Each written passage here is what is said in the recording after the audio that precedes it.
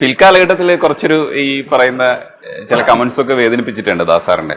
അത് മനഃപൂർവ്വം ആയിരിക്കില്ല. കാരണം ഈ നമ്മളൊരു ലെവലിലേക്ക് വരുമ്പോൾ നമ്മളെ സ്തുതിക്കാൻ കുറെ പേരുണ്ടാവും. അപ്പൊ ഇത് നമ്മൾ പൂർണ്ണമായിട്ടും അവരെ കേട്ട് വിശ്വസിക്കുമ്പോൾ മാത്രമേ ഉള്ളൂ ആഹാ അങ്ങനെ ആയിരിക്കുമോ പറഞ്ഞിട്ടുണ്ടാവും എന്നുള്ള ഒരു തോന്നൽ വരുന്നത്. അങ്ങനെ ഇതില്ലെങ്കിൽ പിന്നെ അങ്ങനെ വരാൻ വഴിയില്ല. പക്ഷെ ചില പ്രത്യേക ഒരു നിമിഷത്തിൽ ചിലപ്പോൾ അങ്ങനെ സംഭവിച്ചിട്ടുണ്ടാവാം. അപ്പൊ ആരെങ്കിലും ചെന്ന് പറഞ്ഞു കൊടുക്കും, കൊളുത്തി കൊടുക്കും, അവനിങ്ങനെ പറഞ്ഞു അങ്ങനെ പറഞ്ഞു എന്ന് പറയുമ്പോൾ അറിയാതെങ്കിലും ചിലപ്പോൾ പറഞ്ഞു പോകും. അല്ലെങ്കിൽ അത് ഉള്ളിൽ കിടന്നിട്ട് അത് തികട്ടി വരും ചിലപ്പോൾ. അങ്ങനെയൊക്കെ ഉള്ള ചെറിയ ചെറിയ പ്രശ്നങ്ങളൊക്കെ ഉണ്ടായിട്ടുള്ളൂ. അല്ലാതെ മാനസികമായിട്ട് അങ്ങനെ ഞങ്ങൾ തമ്മിൽ അങ്ങനെ പ്രശ്നങ്ങളൊന്നും ഉണ്ടായിട്ടില്ല. കാരണം എനിക്ക് 15 വയസ്സുള്ള കാലഘട്ടത്തിൽ ഞാൻ അദ്ദേഹത്തെ പരിചയപ്പെട്ടതാണ്. അന്ന് അദ്ദേഹത്തിന് 32-33 വയസ്സുണ്ട്. എന്നേക്കാൾ 17 വയസ്സിന് മൂത്താണ്. അപ്പൊ അദ്ദേഹം അങ്ങനെ ചിന്തിക്കുമെന്ന് ഞാൻ വിചാരിക്കുന്നില്ല. പിന്നെ ഈ പറഞ്ഞ പോലെ ഇപ്പൊ മനുഷ്യനല്ലേ, അപ്പൊ സംഭവിക്കാം. നമുക്ക് അതിനകത്ത് പരാതിയോ ഒന്നുമില്ല. ആ ഒരു പ്രത്യേക സാഹചര്യത്തിൽ അങ്ങനെ ചിലപ്പം വെള്ളയുടെ കാര്യത്തിലോ അല്ലെങ്കിൽ എന്തെങ്കിലും ഒരു പ്രത്യേക സാഹചര്യത്തിൽ അങ്ങനെ പറഞ്ഞിട്ടുണ്ടാവാം. പിന്നെ നമ്മള് മനസ്സിൽ വെച്ചിട്ടില്ല. നേരത്തെ ഇതിന് ഞാനും എന്തോ പറഞ്ഞു, അതോടുകൂടി തീർന്നു. അത് കഴിഞ്ഞതാണ്, അതൊക്കെ കഴിഞ്ഞു പോയത്. സാറേ ഇത് വീട് വെക്കുമ്പോ വെച്ചതാണോ നേരത്തെ ഉണ്ടായിരുന്നു? ഞാൻ വാങ്ങി വെച്ചിട്ട് എനിക്ക് തോന്നുന്നു ഒരു 10-30 വർഷത്തോളമായി. അപ്പൊ വീട് വെക്കുമ്പം ഇന്ന പോലൊക്കെ വേണം എന്നൊരു ധാരണ ഉള്ളിന്റെ ഉള്ളിൽ ഉണ്ടായിരുന്നു. ഒന്ന്. രണ്ട്, പാട്ടുകാരൻ എന്ന നിലയിൽ അല്ലെങ്കിൽ സംഗീതമായിട്ട് ബന്ധപ്പെട്ട ഒരു ആളെന്ന നിലയിൽ പണ്ട്, ഇപ്പോഴത്തെ പിള്ളേരുടെ മനസ്സിൽ എനിക്ക് അറിഞ്ഞൂടാ, പണ്ടൊക്കെ അവിടെ നല്ലൊരു ടേപ്പ് റെക്കോർഡർ, പ്രത്യേകിച്ചും അന്ന് അനലോഗ് റെക്കോർഡർ എന്നുള്ള രീതിയിൽ സ്പൂൾ ഉണ്ടായിരുന്നു. അപ്പൊ ആദ്യമൊക്കെ 2 ട്രാക്ക് ആയിരുന്നു, പിന്നെ അത് 4 ട്രാക്കിന്റെ കിട്ടി, പിന്നെ 8 ട്രാക്കിന്റെ ഒരെണ്ണം കിട്ടി. അപ്പൊ അതൊക്കെ വാങ്ങണം എന്നുള്ളൊരു ആഗ്രഹം ഉള്ളിന്റെ ഉള്ളിലുണ്ടായിരുന്നു. കാരണം സ്റ്റുഡിയോ ഒക്കെ തുടങ്ങണം, അങ്ങനെയൊക്കെ ഒരു ധാരണ ഉണ്ടായിരുന്നു. പക്ഷെ ഇന്നിപ്പോ ആ ധാരണയൊന്നും ഇല്ല. കാരണം എന്ന് വെച്ചാല് ഒന്നാമത് നമുക്ക് അത്രയും ബിസിനസ് പരമായിട്ട് ചിന്തിക്കുമ്പോൾ അത്രയും വർക്ക് കിട്ടുന്നില്ല. അത് മാത്രമല്ല പിന്നെ അതിനേക്കാളൊക്കെ ലേറ്റസ്റ്റ് സാധനങ്ങൾ ഓരോ വർഷവും ഇറങ്ങിക്കൊണ്ടിരിക്കുന്നു. അപ്പൊ വാങ്ങിച്ചു വെച്ചിട്ട് കാര്യമില്ല എന്നുള്ളൊരു തോന്നൽ വന്നപ്പോൾ പിന്നെ അതൊക്കെ എന്നെ വിട്ടു. പക്ഷെ ഇത് ഒരു പണ്ട് ചെറിയ പ്രായത്തിൽ തലയിൽ കയറിയ ഒരു ഇതാണ്. ആ ഗ്രാമഫോണിന്റെ അതിന്റെ അകത്തേക്ക് ഒരു പട്ടി, നായ ഇങ്ങനെ ശ്രദ്ധിച്ചിരിക്കുന്ന ഒരു അപ്പൊ അതെന്താണ് എന്നുള്ള ഒരു ക്യൂരിയോസിറ്റി വന്നു. അപ്പോഴാണ് പറയുന്നത് HMV എന്ന ഉള്ള ഒരു കമ്പനിയുടെയാണ്, അതായത് ഹിസ് മാസ്റ്റേഴ്സ് വോയിസ്. അവന്റെ യജമാനന്റെ ശബ്ദമാണ് അവൻ അതിനകത്ത് ശ്രദ്ധിക്കുന്നത്. അപ്പൊ അതാണ് ആ സിമ്പല്. അപ്പൊ അന്ന് മുതൽ തോന്നി അത് ഒരെണ്ണം ഒറിജിനൽ വാങ്ങണം. കാരണം അന്ന് ഇന്ത്യയിൽ കിട്ടാനില്ല, പ്രത്യേകിച്ചും വിദേശ നല്ല സാധനങ്ങൾ ഇംഗ്ലണ്ടിന്റെ ഒക്കെയാണ് അന്ന് ഉള്ളത്. അപ്പൊ ഒരെണ്ണം വിദേശത്തു നിന്ന് തന്നെ ഉള്ള ഒരെണ്ണം കിട്ടുമ്പോൾ വാങ്ങിക്കണം എന്നൊക്കെ ഉണ്ടായിരുന്നു. അങ്ങനെ ഒരു 30 വർഷം മുമ്പ് കണ്ട് കിട്ടി വാങ്ങിച്ചു വെച്ചതാണ്. അപ്പൊ പിന്നെ വീടൊക്കെ ആയപ്പോഴത്തേക്ക് അത് അങ്ങനെ അവിടെ പ്രതിഷ്ഠിച്ചു. സ്റ്റുഡിയോയുടെ പരിപാടി അങ്ങ് ഒഴിവാക്കി.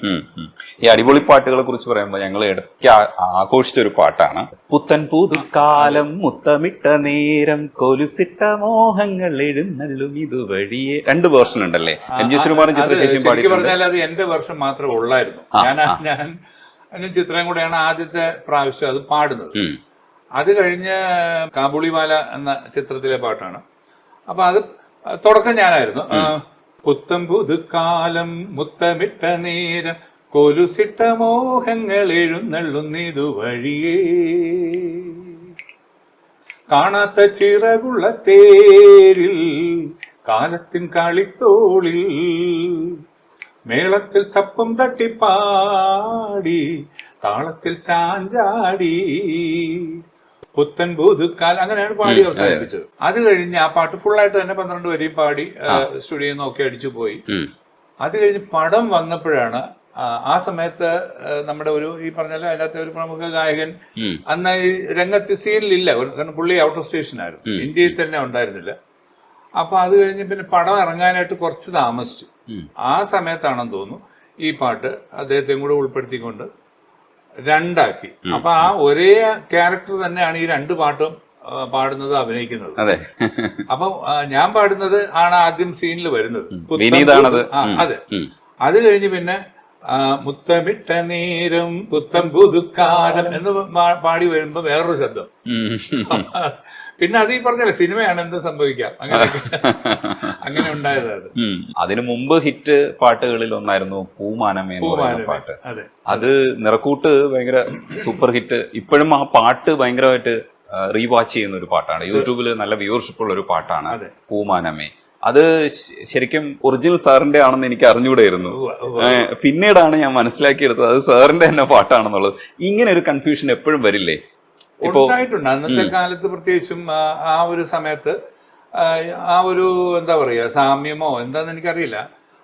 പക്ഷെ ആ പടത്തിൽ ഞാൻ മാത്രമേ ഉള്ളൂ മെയിൽ വോയിസ്. ആ പടത്തിന്റെ ടൈറ്റിലിന് ക്രെഡിറ്റ് നോക്കുമ്പോൾ അറിയാം, പാടിയവർ KG മാർക്കോസ്, ചിത്ര, വാണിജ്യറാം എന്നാ എഴുതിയിരിക്കുന്നത്. അപ്പൊ ഞാൻ മാത്രമേ അതിനകത്ത് ഉള്ളൂ. ഇപ്പോഴും അങ്ങനെ തന്നെയാണ് അത് കിടക്കുന്നത്, മാറ്റാൻ പറ്റില്ലല്ലോ. പക്ഷെ പിന്നീട് എപ്പോഴോ ഈ പാട്ട്, അതായത് അന്നൊക്കെ ഈ പിന്നെ ഇതില്ല, ഫാസ്റ്റ് കോപ്പിയർ ഉണ്ടായിരുന്നില്ല. ഒരു 10-25 ഡക്ക് ഒന്നിച്ച് വെച്ചിട്ട് ഇങ്ങനെ കണക്ട് ചെയ്ത് പാരലായിട്ട് കണക്ട് ചെയ്ത് കോപ്പി എടുക്കുന്ന ഒരു ഇതായിരുന്നു. പിന്നീടാണ് ഈ ഫാസ്റ്റ് കോപ്പിയറൊക്കെ വന്നത്. അപ്പൊ ആദ്യമൊക്കെ ഒരു 3000-4000 കോപ്പി പോയി പിന്നെ മാർക്കറ്റിൽ പോയി അത് സെയിലായതിനു ശേഷം ആണ് അടുത്ത ലോട്ട് ഓർഡർ അനുസരിച്ച് കൊടുക്കുന്നത്. അപ്പോഴത്തേക്കും ഈ പറഞ്ഞ പോലെ ഒരു ചെറിയ ഒരു ഇഷ്യൂ വന്നതിന് ശേഷം ഞാൻ ആ ഒരു പ്രത്യേക കമ്പനിക്ക് വേണ്ടി പാടുന്നത് നിർത്തിയിരുന്നു. അപ്പൊ അതിന് പകരമായിട്ട് അവര് ആ പാട്ടിന്റെ എനിക്ക് തോന്നുന്നു ട്രാക്ക് വാങ്ങിച്ചപ്പോൾ, അതായത് വോയിസ് ട്രാക്ക് വാങ്ങിച്ചപ്പോൾ ട്രാക്ക് പാടിയിട്ടിരുന്നത് വേറൊരാളാണ്. അപ്പൊ അദ്ദേഹത്തിന്റെ വോയിസ് വെച്ച് കുറച്ച് കാസറ്റുകൾ മാർക്കറ്റിലേക്ക് ഇറക്കി വിട്ടു. അപ്പൊ ആളുകൾക്ക് ഒരു കൺഫ്യൂഷനായി, ഇത് ആരാണ് പാടിയേക്കുന്നത്, യേശുദാസ് ആണോ മാർക്കോസ് ആണോ വേണുഗോപാലാണോ എന്നൊക്കെ ഒരു കൺഫ്യൂഷൻ വന്നു. അതായത് ഉണ്ടായത്. കുറച്ചുകൂടെ ഗൗരവത്തിൽ സംസാരിക്കാൻ തീർച്ചയായിട്ടും ഇരിക്കാം, എവിടെ ഇരിക്കണം എന്ന് പറഞ്ഞാൽ മതി. എമ്മാനുവേൽ എന്നോട് കൂടെ വാഴുന്നു എന്ന് പറയുന്ന പാട്ട് പാടി നമുക്ക് തുടങ്ങാം. എമ്മാനുവേൽ എമ്മാനുവേൽ നിന്നോട് കൂടെ വാഴുന്നു, രാവും പകലും വാഴുന്നു, ദൈവം നിന്നിൽ വാഴുന്നു. എമ്മാനുവേൽ എമ്മാനുവേൽ നിന്നോട് കൂടെ വാഴുന്നു, രാവും പകലും വാഴുന്നു, ദൈവം നിന്നിൽ വാഴുന്നു. ഇതുപോലെ ഒത്തിരി പാട്ടുകൾ ഹിറ്റാണ്. പക്ഷെ എനിക്ക് ഈ പുറകിലിരിക്കുന്ന ഗോഡ്ഫാദറിന്റെ മിമന്റോ കാണുന്ന സമയത്ത് മന്ത്രി കൊച്ചമ്മ വരുന്നുണ്ട് ആർപ്പോ ഇറുവോ, ഭയങ്കര അന്നത്തെ ഗോഡ്ഫാദറിലെ ഹിറ്റ് പാട്ടാണ്. അതെ, അത് അതിനൊരു കഥയുണ്ട്. അതായത് എനിക്ക് 86 വലിയൊരു ആക്സിഡന്റ് പറ്റി. അതായത് സിനിമയിൽ ഞാൻ 81 വരുന്നു, ഒരു 86 വരെയുള്ള കാലഘട്ടത്തിൽ ഒരു 10-30 സിനിമയ്ക്ക് വേണ്ടി പാടുന്നു.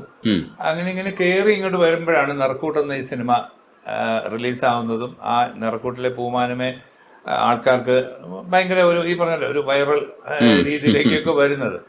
പക്ഷെ ആ സമയത്ത് 86 ഫെബ്രുവരിയിൽ ഞാനൊരു ഗൾഫ് യാത്രയ്ക്ക് പോയി. അപ്പൊ അന്ന് ഗൾഫിലൊന്നും അങ്ങനെ എപ്പോഴും യാത്രകളൊന്നും ഇല്ല. 85 ഞാൻ 2 പ്രാവശ്യം പോയിരുന്നു.